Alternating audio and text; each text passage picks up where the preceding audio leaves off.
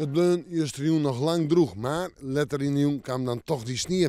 En van de morgen, ja, sneeuwduntjes, sneeuw, lichte sneeuw, een witte wraad en vol op winter. En het bloed deze week vol op winter. Allereerst maar even naar jong en vannacht.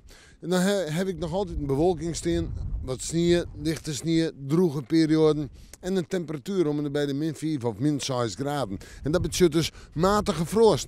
En dat alles maar matig en vrij krachtige wind, die komt uit de oostelijke richting, die kan ik nog wel eens krachtig wezen in het kust- en watergebied. En daardoor viel het nog volle koude aan.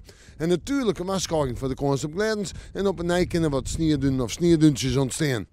Daar beginnen we meneer ik mee in monodai, droege perioden, maar ik werd eens even sneeuw, vooral letter op het dag.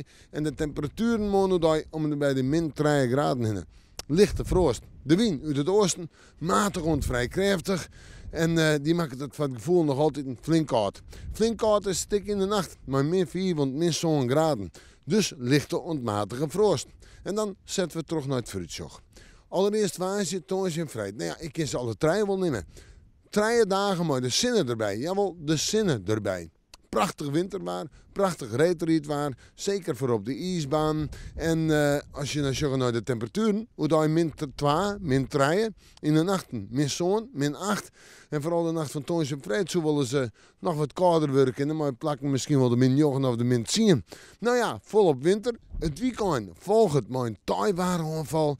Maar daar kom ik morgen wel op, Rom. Dus laten we morgen maar weer even in het waarsje.